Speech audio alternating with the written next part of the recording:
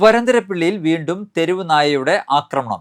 പ്രദേശത്ത് തെരുവുനായ ശല്യം നിയന്ത്രിക്കാൻ അടിയന്തര നടപടി വേണമെന്ന് നാട്ടുകാർ. വരന്തരപ്പള്ളി അങ്ങാടിൽ വെച്ച് പട്ടി കടിച്ചത്. പക്ഷേ കണ്ടമാനം ചോര പോയി, ആൾക്കാരൊക്കെ പേടിച്ചു. ഇതിങ്ങനെ സംഭവിച്ചു കഴിഞ്ഞിട്ട് അതിങ്ങനെ കെട്ടി. പിന്നെ ഞാൻ അവിടെ അങ്ങനെ തന്നെ ഇഞ്ചക്ഷനൊക്കെ ചെയ്ത് കഴിഞ്ഞപ്പോൾ ഞാൻ 1 മണിക്കൂർ നേരം കഴിഞ്ഞിട്ടാണ് അവിടെ നിന്ന് വിട്ടത്. അപ്പം ഞാൻ അവിടെ കെടുക്കുമ്പോൾ ഇങ്ങനെ നമ്മുടെ വീട്ടുകളിൽ കുട്ടികൾ ആ കുട്ടികളിലൊക്കെ കടിച്ചിട്ടുണ്ടെന്നുണ്ടെങ്കിൽ എന്തിട്ടാ വേദന, ഗംഭീര വേദനയാണ് ഈ ഇഞ്ചക്ഷൻ ചെയ്യുമ്പോൾ. അത് ഈ മുറിയുടെ ചുറ്റുമാണ് ചെയ്യുക. അപ്പോൾ അങ്ങനെ സംഭവിക്കാതിരിക്കാൻ വേണ്ടിയിട്ട് എന്തെങ്കിലും ഒരു നടപടി ഗവൺമെൻറ്റിൻ്റെ ഭാഗത്തു നിന്ന് ഉണ്ടാവണം. ഇവിടെയൊക്കെ നിറച്ച് പട്ടികളാണ്. എൻ്റെ വീടിൻ്റെ അരിത്ത് തന്നെ പട്ടികളുണ്ട്.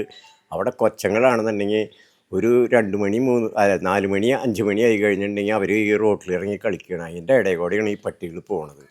അപ്പം അതിനൊരു പരിഹാരം ഉണ്ടാവണം. അത് തന്നെയല്ല, കച്ചേരി കടവ് പാലത്തിൻ്റെ അടുത്ത് പട്ടി കൂട്ടാണ്.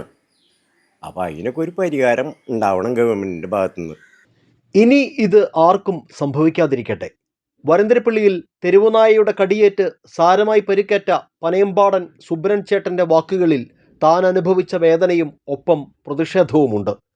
കഴിഞ്ഞ ദിവസങ്ങളിലായി വരന്തരപ്പള്ളിയിലെ പഴയ വില്ലേജ് ഓഫീസിന് സമീപം നിരവധി പേർക്കാണ് തെരുവുനായയുടെ ആക്രമണത്തിൽ പരിക്കേറ്റത്. ഇതിൽ ഓട്ടോ ഡ്രൈവർ പാലക്കട ബാലൻ, പനയമ്പാടൻ സുബ്രൻ, കറമ്പൻ ഷാജു എന്നിവർക്കാണ് സാരമായി പരിക്കേറ്റത്. മാവേലി സ്റ്റോർ, വനിതാ gymnasium, public library, bank, Akshaya കേന്ദ്രം തുടങ്ങി ദിനംപ്രതി 100 കണക്കിന് ആളുകൾ എത്തുന്ന പ്രദേശത്താണ് തെരുവുനായ ഭീതി പരത്തിയത്. ഇതേ തെരുവുനായ 20ഓളം പേരെ ആക്രമിച്ചതായി നാട്ടുകാർ പറയുന്നു. മുണ്ട് ധരിച്ചെത്തുന്ന പുരുഷന്മാരെ മാത്രമാണ് ഈ തെരുവുനായ ആക്രമിച്ചിരുന്നതെന്നും നേരത്തെ ഈ പെൺപട്ടി പ്രസവിച്ച കുഞ്ഞുങ്ങളെ ആരോ എടുത്തുകൊണ്ടുപോയതാണ് ഇത്തരം പ്രകോപനത്തിന് കാരണമെന്നും പരിസരവാസികൾ പറയുന്നുണ്ട്. ട്രസ് നിർമ്മാണ തൊഴിലാളിയായ ഷാജു ജോലിക്കെത്തിയ സമയത്താണ് നായ ആക്രമിച്ചത്. സാരമായി പരിക്കേറ്റ ഷാജുവിന് ഇപ്പോൾ ജോലിക്ക് പോകാൻ കഴിയാത്ത അവസ്ഥയാണ്. വേദന നിറഞ്ഞ കുത്തിവെപ്പുകളും ചികിത്സയും ജീവിതം പ്രതിസന്ധിയിലാക്കിയെന്ന് ഷാജു പറയുന്നു. ഞാനവിടെ അതിലൊക്കെ കയറി മുകളിലേക്ക് വനിതാ ജിമ്മിലേക്ക് പോകുമ്പോഴാണ് പട്ടി പിന്നിൽ വന്നിട്ട് ഒരു ശബ്ദമില്ലാണ്ട് വന്നിട്ടാണ് കാലിൽ കടിച്ചത്. നല്ല മുറിയായിട്ടുണ്ട്. അത് ഇഞ്ചക്ഷൻ ചെയ്തു. ഇപ്പോൾ സർജനെ കാണാൻ പറഞ്ഞിട്ടുണ്ട്. സർജൻ ഇപ്പോൾ ഒന്നും ചെയ്യാൻ പറ്റില്ല, കുറച്ച് കഴിയട്ടെ എന്നാണ് പറഞ്ഞിരിക്കുന്നത്. ജോലിക്ക് പോകാൻ പറ്റാത്തൊരവസ്ഥയാണ്. ഇന്നിപ്പോൾ ലാസ്റ്റ് ഡോസ് അടിച്ചു 19-ാം തീയതി. ഇന്ന് 19-ാം തീയതി അടിച്ചു.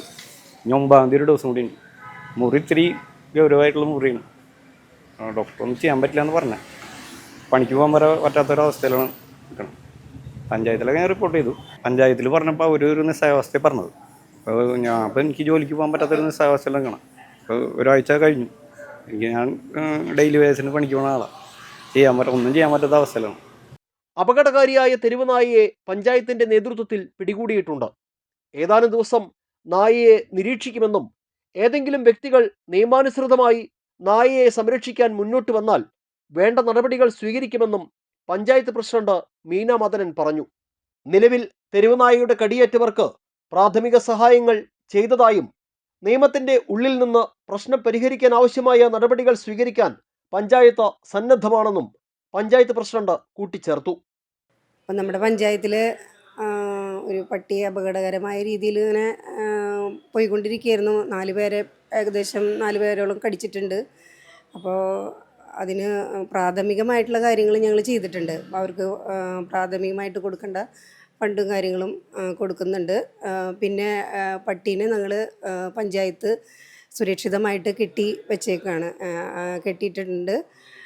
അപ്പോൾ ഫുഡൊക്കെ കൊടുത്ത് സംരക്ഷിച്ചുകൊണ്ട് വരികയാണ്. ഇനിയൊരു ആൾക്ക് ബുദ്ധിമുട്ടുണ്ടാവാത്ത രീതിയിൽ നമ്മളതിനെ കെട്ടിയിട്ടേക്കാണ്. അപ്പോൾ നമ്മുടെ പഞ്ചായത്തിൽ ഇതുപോലെ പലയിടത്തും ഈ പട്ടിശല്യം കാര്യമായിട്ട് തന്നെ വന്ന് പറയുന്നുണ്ട്. പഞ്ചായത്തിൽ ഒരുപാട് ആൾക്കാർ ഇതിനു വേണ്ടി നിവേദനം ഒക്കെ സമർപ്പിക്കുന്നുണ്ട്. പക്ഷെ നമുക്ക് നിയമത്തിൻ്റെ ഉള്ളിൽ നിന്നുകൊണ്ട് ചെയ്യാവുന്ന കാര്യങ്ങൾ നമുക്ക് നമ്മുടെ ഭാഗത്തുനിന്ന് ചെയ്യാനായിട്ട് ശ്രമിക്കുന്നുണ്ട്. മറ്റേ ജില്ലാ പഞ്ചായത്തും ബ്ലോക്ക് പഞ്ചായത്തും ഒക്കെ ആയിട്ടൊരു പദ്ധതിയുണ്ട്. അത് ചെയ്യാനായിട്ട് നമ്മൾ സ്ഥലം നോക്കിക്കൊണ്ടിരിക്കുകയാണ്. അത് ശരിയായെന്ന് മുറയ്ക്ക് ഞങ്ങളത് നടപ്പിലാക്കും. തദ്ദേശ സ്ഥാപനങ്ങളാണ് തെരുവുനായ ആക്രമണത്തിൽ പരിക്കേറ്റവർക്ക് നഷ്ടപരിഹാരം നൽകേണ്ടത്. തെരുവുനായ ആക്രമണത്തിൽ പരിക്കേറ്റവർ ലീഗൽ സർവീസസ് അതോറിറ്റി വഴിയാണ് അപേക്ഷ നൽകേണ്ടത്.